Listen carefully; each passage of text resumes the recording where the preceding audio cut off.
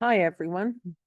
And tonight's lecture is on learning. So today is September 16th. So let me share my screen.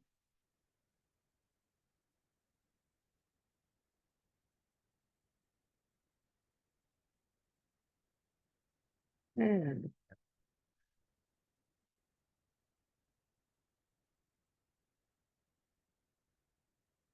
so learning.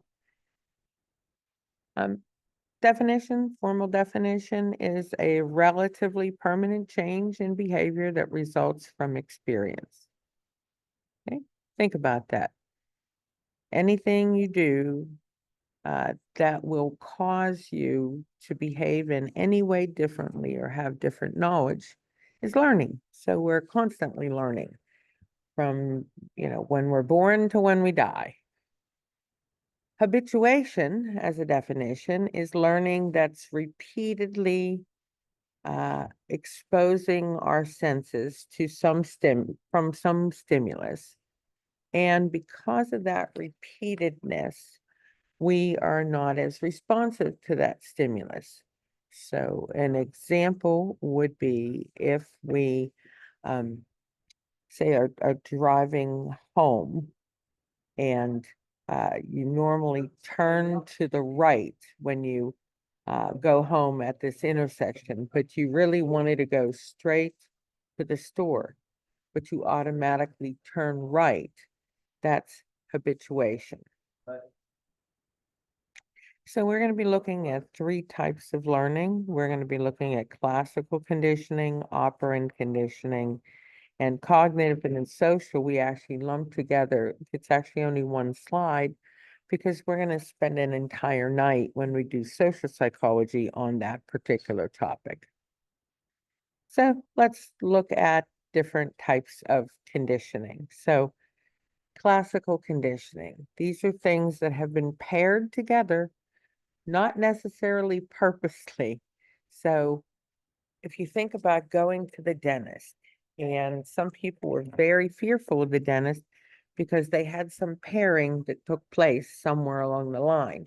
So when you hear the sound of the dentist drill, these people get anxious, their palms may get sweaty, they may get short of breath because that's been paired somewhere along the way. Another example would be if you're walking down the hall and somebody smiles at you, you typically smile back, right? Even if you don't know that person. Or maybe you've had the example of somewhere along the line you had a negative pairing with some food item or drink item. So let's say you over imbibed on some vodka and you spent the night paying homage to the porcelain god. In other words, you were sick as a dog.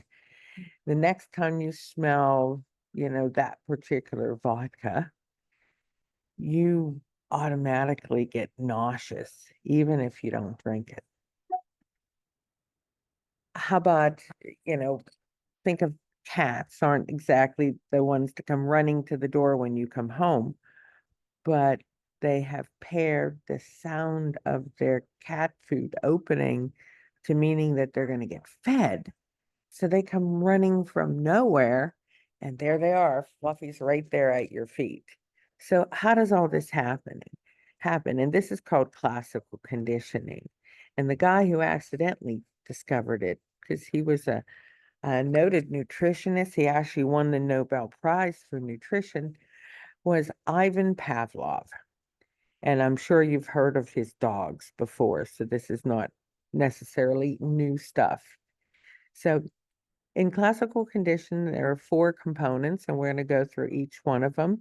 These are the standard abbreviations, no matter which textbook you're using. So unconditioned stimulus, US, unconditioned response, UR, conditioned stimulus, CS, and conditioned response, CR. Nothing fancy here.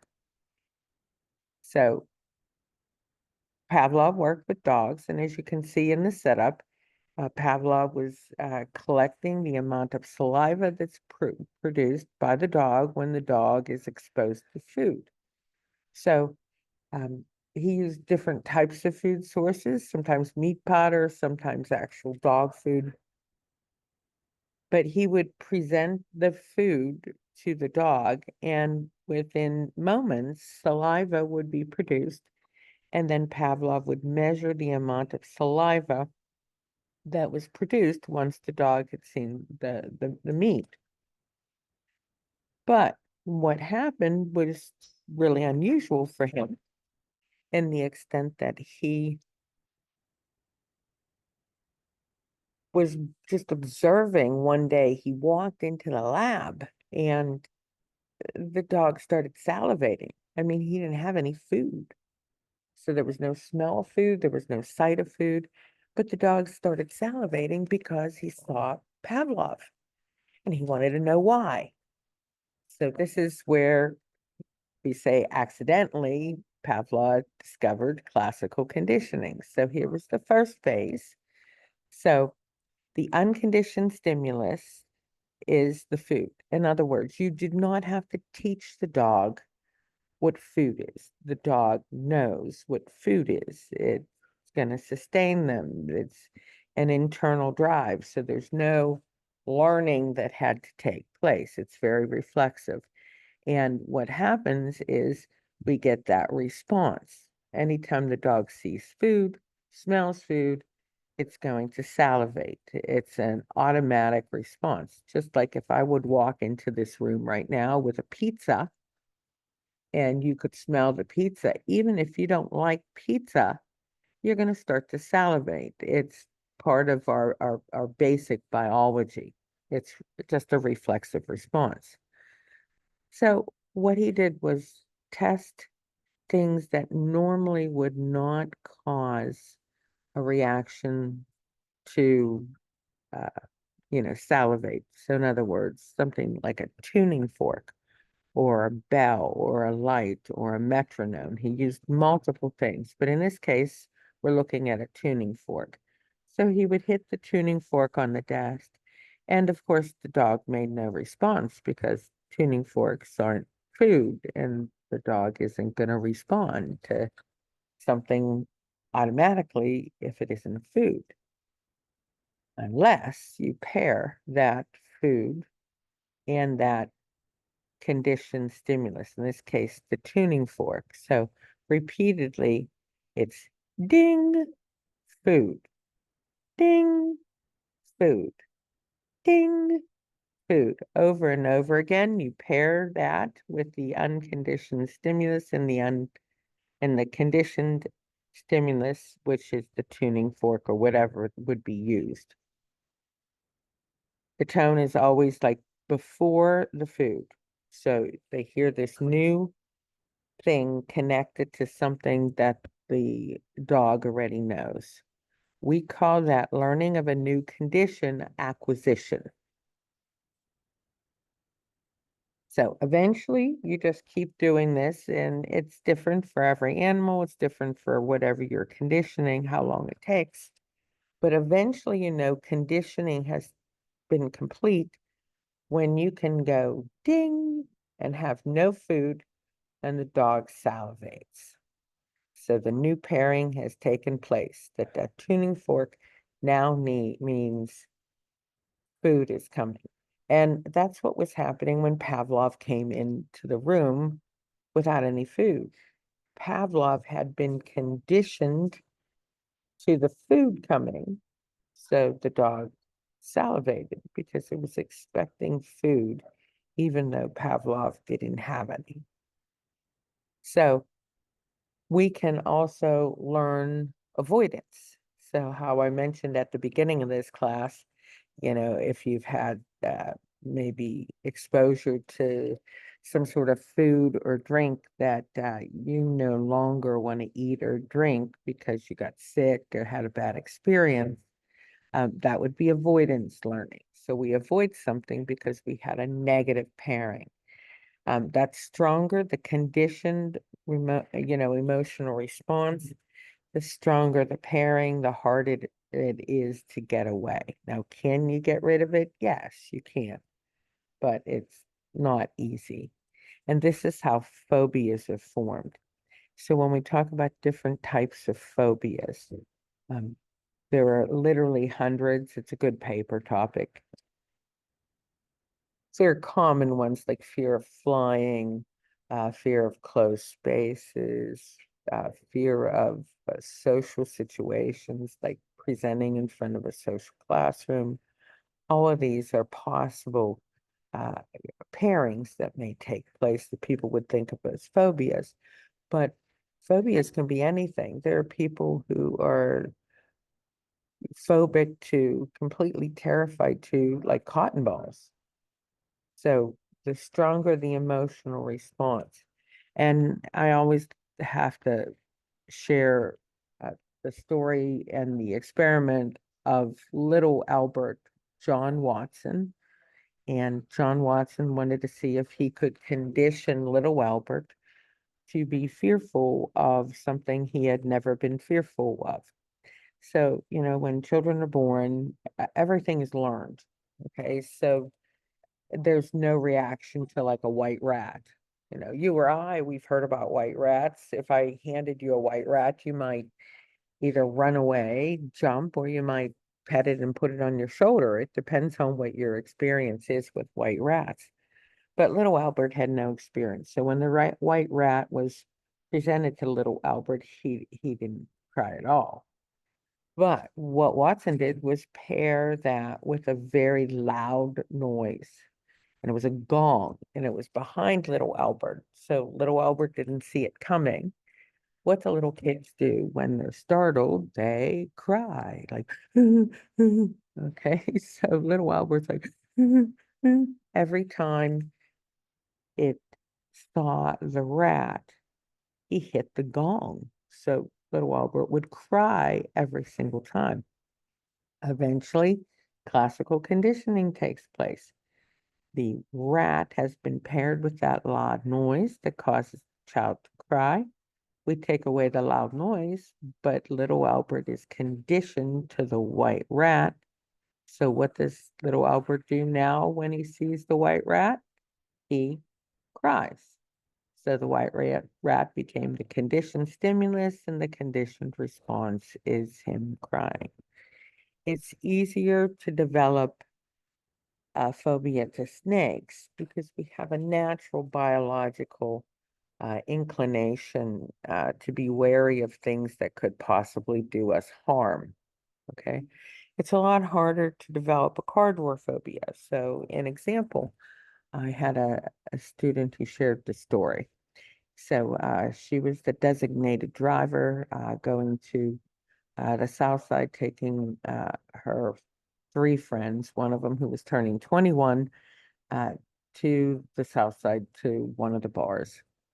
And, in the South Side, there's not a lot of greenery or, sidewalks, et cetera, et cetera. So it's like 2 in the morning, and her friends are quite intoxicated. And, she was the designated driver, so she wasn't drinking. And they get to her car, and she has one of those car handles that you have to kind of reach under to put your hand in so you can't really see in it. And some wise person decided to put fresh dog poop under the handle. So when she reached under, that went oozing through her fingers and under her fingernails, etc. Now, of course, her friends thought that was really, really funny. She didn't. The smell was horrible. She's trying to wipe it on the ground, and there's like grass. There's no, the places are closed. She couldn't go back in and try to use the bathroom. So she got off as much as she could. They got in the car. They had to keep the windows rolled down because of the smell. Her friends got sick in the car from the smell. Needless to say, it was not a good night, right? Well, she didn't realize, but the next day, she cleaned everything off. The next day, when she went to go get in her car, she was afraid to touch a car door handle. She had developed a car door phobia because of that strong conditional response. So, and it wasn't only her car door, her phobia had generalized to other car doors. So she told us in class that she couldn't open a car door without having something on her hand, glove, baggie, plastic bag, something. And it didn't matter what kind of car door it was. It didn't, just not the kind you couldn't see, just period. She could not open a car door. She was terrified. So there are ways, and I talked to her about how you could desensitize someone to that.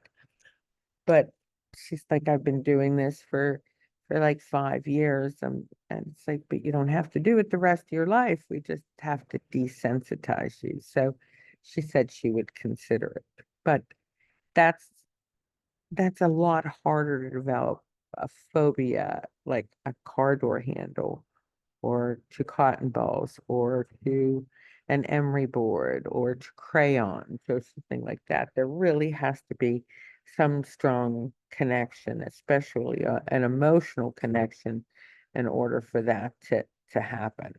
But it's much easier to be fearful of like snakes or spiders, um, high places, elevators, things like that, which are natural common fears that people may have.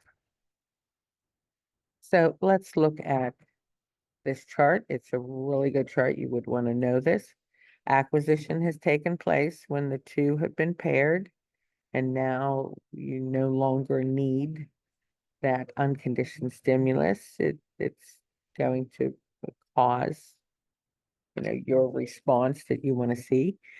But eventually the person or the animal learns, hey, I'm not getting rewarded anymore here. So, Pavlov's dogs eventually, when no food is coming, stop responding. So they stop salivating. And we call that extinction. That's where we end a response. Notice here, and this is really, really important, this one right here, because it's really hard to define time-wise. There's a rest period. There'll be a period of time where they will not be rewarded in any way. They're not going to see that pairing. And that could be hours, days, weeks, months, years. It depends on the person, the pairing, and how strong it was to begin with, and how readily available you were able to extinguish the behavior. After that rest period, if that response comes back, in other words, they do whatever, they see whatever, and they get what they were expecting, that response, the pairing's back, and it will be much harder to get rid of the next time. So we call that spontaneous recovery. Stimulus generalization and stimulus discrimination.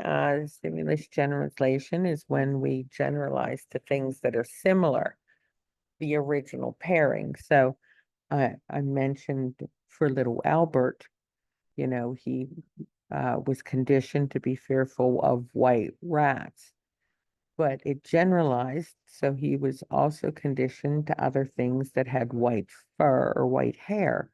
So he was also fearful of a white bunny rabbit. He was fearful of a dog with a white coat. He was fearful of an actual white coat. And he was fearful of like Santa Claus or men with beards and white hair. That's generalization. When we talk about stimulus discrimination, we're talking about limiting that source to one specific thing. So if like little Albert would only be fearful of white rats. Or another example, let's say you have a dog at home that every time it hears a car door, outside the house will run to the window or run to the door to see who it is. Okay. that would be stimulus generalization. It's a lot of different vehicles, but it would be stimulus discrimination if your dog only ran to the door or the window when it was your car door, because your car door made a particular sound. And they discriminated. They recognized that that was your door. So how's this apply to, in general? Um, Overdose, they tell people in rehab, don't go back to the same places you used drugs. Don't hang out with the people you did before. Don't follow the same patterns because you became conditioned and you compensated to that. And that's not something that is going to help you in your recovery, because you're going to keep reliving that, and there's a good chance you're going to have that spontaneous recovery we talked about. Smoking, environmental clues. Some people may only smoke maybe when they're at the casino gambling, or maybe when they're at a bar, or, outside, but they don't smoke at home, or don't smoke in their house, or don't smoke around certain people. We can desensitize most behaviors and pairings. And I say most because it really does depend on what the pairing is, what happened, why it happened. If it's very, very traumatic, sometimes that's difficult to end that. In advertising, they use it all the time, and we'll talk a lot about advertising when we do the stuff on social psychology. But I mean, do you ever see those automobile ads that have a semi-naked woman laying on top of a car? What does that have to do with the car, right? Does it make it go faster? No, but people can pair in their brain, hey, if I buy this car, I'm going to get people that are good looking like this, that want to be with me because I'm in this car. That's an example. There was another one that was done. It's almost like subliminal uh, training. Uh, what they would do is there was this whiskey company. I won't say who they are, but they had an ad in a magazine, and it had a nice fireplace and real cozy, comfortable living room. And there was a table in the front, and there was a bottle of their whiskey, and then there were a glass with a couple ice cubes. So you're seeing this pairing between, this great scenery and environment and this type of whiskey. But what's even more compelling was your brain took everything in, including the glass with the ice cubes. And in the glass with the ice cubes, they had used Photoshop to shade the ice cubes to spell out a word, and the word they shaded in was sex. So your brain saw that, even though you may not have recognized that or even comprehended that, but your brain actually took that in because it was paired with something you knew. And people started buying that alcohol a lot more frequently after that ad. So that's subliminal. A lot of people say in the early days of movies going, they used to slice in uh, a couple just frames of like popcorn and like Coke or Pepsi. So halfway through the movie, people were hungry for popcorn and something to drink, and they increased sales. And then we already talked about nausea. If you've had something that you got sick to before, you don't want to eat it again. You've had that pairing. So I always like to give my example. I had a chicken pot pie, and I got really, really sick, not because of the chicken pot pie. I was just coming down with, which later became pneumonia. But I went for close to 35 years not eating a chicken pot pie. And I knew as a psychologist what I was doing. So eventually I forced myself to go to a restaurant that I knew had good chicken pot pies and forced myself to eat that. And it was good and everything was fine. And I still haven't had a chicken pot pie since, but I need to make sure that I could get over that. It took so long, so it's not actually a quick fix for everything that you have a phobia to. So we can even condition our immune system. So there's a high rate, it's something like 65% of college students actually get sick within 10 days after final exams. So it's kind of an interesting statistic. Think about it. Last time you did final exams, did you get sick quickly after that? When you're now calm and you're rested, you're not as stressed. Well, stress causes cortisol. Cortisol, you know, uh, increases in your body and it decreases the number of T cells. T cells are what fight off infection. And that's our first part of the types of learning lecture. So we will continue with this in the next segment that we'll be doing in class. So have a good day. If you have any questions, again, I will see you next class.